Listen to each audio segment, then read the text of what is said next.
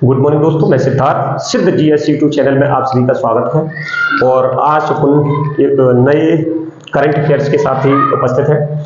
जैसे मानहानि को सुप्रीम कोर्ट के एक कथन के द्वारा मानहानि को अपराध की श्रेणी से बाहर किए जाने की आवश्यकता पर बल दिया है ना। तो मानहानि से संबंधित अपन क्या करेंगे, आज चर्चा करेंगे ना।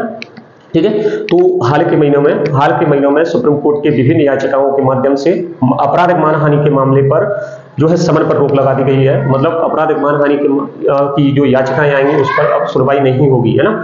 ठीक है, तो सुप्रीम कोर्ट के न्यायाधीश ने निजी और राजनीतिक संगठनों के द्वारा आपराधिक मानहानि कानून के बढ़ते प्रयोग पर नाराजगी जताते हुए इसे मुक्त करने की आवश्यकता पर बल दिया गया है। इससे मतलब इसे अपराध मुक्त करने की आवश्यकता पर बल दिया है। ठीक है, इसी कड़ी में सुप्रीम कोर्ट के न्यायाधीश एम सुंदरेश ने कहा कि भाई मानहानि को अपराध से मुक्त करने का ये सही समय आ गया है। ठीक है, इसके बाद जो है अभिव्यक्ति की स्वतंत्रता और प्रतिष्ठा के बीच में जो है एक नई बहस शुरू हो गई है ना। ठीक है, एक्चुअली मानहानि को कहें तो जैसे आपराधिक मानहानि के मामलों का प्रयोग प्रायः गैर व्यक्तित्व राजनीतिक या फिल्मों के खिलाफ एक साधन के रूप में जो है उपयोग किया जाने लगा है, बहुत ज्यादा उपयोग किया जा रहा है। ठीक है, तो एक्चुअली अपन कहें तो ओवरऑल जो है सुप्रीम कोर्ट के एक निर्णय के द्वारा मानहानि को अपराध की श्रेणी से बाहर निकाल दिए जाने की आवश्यकता पर बल दिया है। मतलब ओवरऑल अपन कहें तो सुप्रीम कोर्ट ने एक स्टेटमेंट में कहा कि भाई अब समय आ गया है कि मानहानि को अपराध की श्रेणी से बाहर कर दिया जाना चाहिए। ठीक है, तो मानहानि एक्चुअली होती क्या है, मानहानि को इंग्लिश में डिफेमेशन कहते हैं। ठीक है, ये झूठे और दुर्भावनापूर्ण बयानों को बोलकर, लिखकर या प्रकाशित करके किसी व्यक्ति, समूह या किसी करीबी रिश्तेदार की साख या प्रतिष्ठा को नुकसान पहुंचाना ही मानहानि है। ठीक है, तो मानहानि या तो हम किसी को लिखित रूप से कर सकते हैं, लिखित रूप से मानहानि मतलब अपन कह सकते हैं या तो हम किसी की प्रतिष्ठा को लिखित रूप में जो है अपमानित कर सकते हैं या फिर मौखिक रूप में किसी को बदनाम कर सकते हैं ना। ठीक है, लिखित रूप में अपन कहें तो लिखित रूप में अपमानजनक लेख से मानहानि, लिखित शब्दों के द्वारा, चित्रों के द्वारा, प्रकाशित सामग्री के जरिए हम किसी की जो है प्रतिष्ठा को नुकसान पहुंचा सकते हैं। मौखिक रूप से बदनाम करने से संबंधित मानहानि, गलत बोला गया बयान जो मौखिक रूप से किसी की प्रतिष्ठा को नुकसान पहुंचाता है। ठीक है, तो इस प्रकार हम क्या है किसी को मौखिक या फिर लिखित रूप में जो है मानहानि कर सकते हैं ना। ठीक है, और अभी अपन देखें तो क्या कोई इसके लिए कोई कानून है। ठीक है, तो मानहानि को रोकने के लिए किसी भारत में कोई कानून है या फिर प्रावधान दिए गए हैं। तो भारतीय कानूनों के तहत पीड़ित व्यक्ति मानहानि के लिए क्रिमिनल अपराध या फिर सिविल अपराध है ना, दोनों तरह के अपराधों में मुकदमे दायर करा सकता है। ठीक है, मतलब ऊपर ये कह सकते हैं कि भारत में मानहानि से पीड़ित कोई भी व्यक्ति है जो कि अपराध जो कि क्रिमिनल अपराध क्रिमिनल कोड में जा सकता है या फिर सिविल कोड में जो जा सकता है ना, और वहां पर जाकर के जो है मुकदमे दायर करा सकता है। ठीक है, क्या आईपीसी की धारा में इस जगह दी गई है, तो आईपीसी जिसे इंडियन पेनल कोड बोलते हैं, भारतीय दंड संहिता बोलते हैं, भारतीय दंड संहिता की धारा 499। ठीक है, क्या कहती है कि भाई किसी व्यक्ति की प्रतिष्ठा को ठेस पहुंचाने वाले शब्दों, संकेतों या दृश्यों के माध्यम से कोई झूठा आरोप या प्रकाशन करने से संबंधित ये धारा है एक्चुअली 499 आईपीसी की धारा 499। ठीक है, इसी प्रकार अपन 450 में देखें तो इसके लिए दंड का प्रावधान है। ठीक है, दंड का प्रावधान मतलब 2 वर्ष तक का उसका कारावास हो सकता है या फिर जुर्माना लग सकता है या फिर दोनों ही साथ में जो है दंड से दंडित किया जा सकता है। दोनों ही है ना, दोनों से ही है ना, मतलब कारावास और जुर्माने दोनों से ही जो है दोनों से ही दंड से दंडित किया जा सकता है। ठीक है, तो अभी अपन ये आता है कि भाई मानहानि को अपराध की श्रेणी से बाहर निकालने की आवश्यकता क्यों पड़ी। ठीक है, मानहानि को अपराध की श्रेणी से बाहर करने की आवश्यकता क्यों पड़ी आखिर। ठीक है, तो एक तो ये व्यक्ति की स्वतंत्रता का उल्लंघन करता है, दूसरा असहमति पर को दबाता है। ठीक है, प्रेस की स्वतंत्रता को जो है उल्लंघन करता है ना। सो ऊपर ये कह सकते हैं जो संवैधानिक अधिकार दिए गए ना, संवैधानिक अधिकार दिए गए जो मूल अधिकार है ना, उनको जो है क्या करता है उल्लंघन, इनका उल्लंघन कर दिया।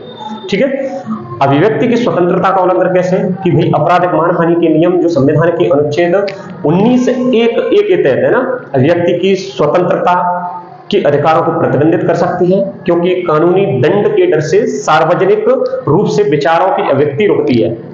ठीक है, क्योंकि कानूनी दंड के दर से सार्वजनिक रूप से विचारों की अभिव्यक्ति को रोकता है ना, मतलब कानूनी दंड सार्वजनिक रूप से विचारों की अभिव्यक्ति को रोकता है ना।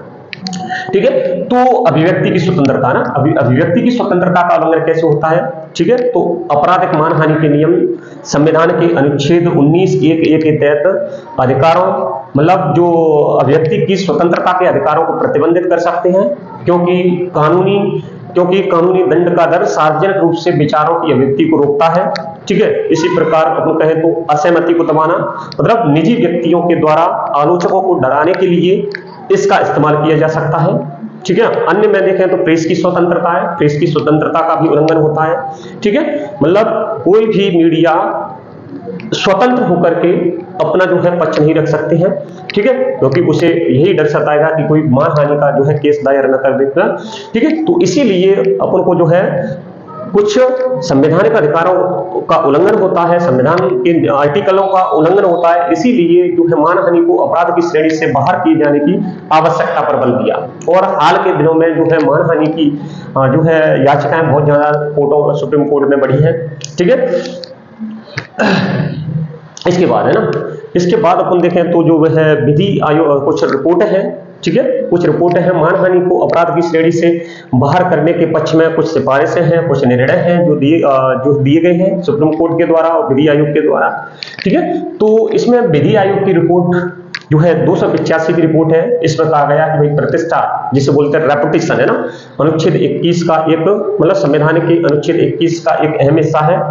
ठीक है, दूसरों की भावनाओं को ठेस पहुंचा करके किसी और की अभिव्यक्ति की स्वतंत्रता के लिए प्रतिष्ठा के साथ समझौता नहीं किया जा सकता। ठीक है, इसी प्रकार तुम देखेंगे तो गुजरात राज्य बनाम गुजरात हाईकोर्ट 1998 में जो है यह निर्णय दिया गया कि भाई जो हाईकोर्ट, मतलब जो है हाईकोर्ट ने कहा कि भाई जो सम्मान खो गया है या फिर जीवन समाप्त हो गया ना, उसकी भरपाई नहीं की जा सकती। और इसी कथन के साथ जो है जो है मानहानि को अपराध की श्रेणी में बरकरार रखा।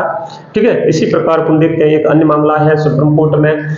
सुप्रीम कोर्ट ने सुब्रमण्यम स्वामी बनाम भारत संघ 2016 के मामले में जो है अभिव्यक्ति की स्वतंत्रता और प्रतिष्ठा की रक्षा का अधिकार के बीच में संतुलन स्थापित किया। मतलब इन्होंने संतुलन स्थापित किया और इसे जो है अपराध मानहानि को बरकरार रखा। मतलब तो सुप्रीम कोर्ट में सुब्रमण्यम स्वामी बनाम भारत सरकार संघ 2016 में के मामले में ना, इन्होंने क्या, अभिव्यक्ति की स्वतंत्रता और प्रतिष्ठा की रक्षा का अधिकार के बीच में संतुलन स्थापित करते हुए और जो है आपराधिक मानहानि को जो है बरकरार रखा है ना, मतलब आपराधिक मानहानि, मतलब मानहानि को अपराध की श्रेणी में बरकरार रखा।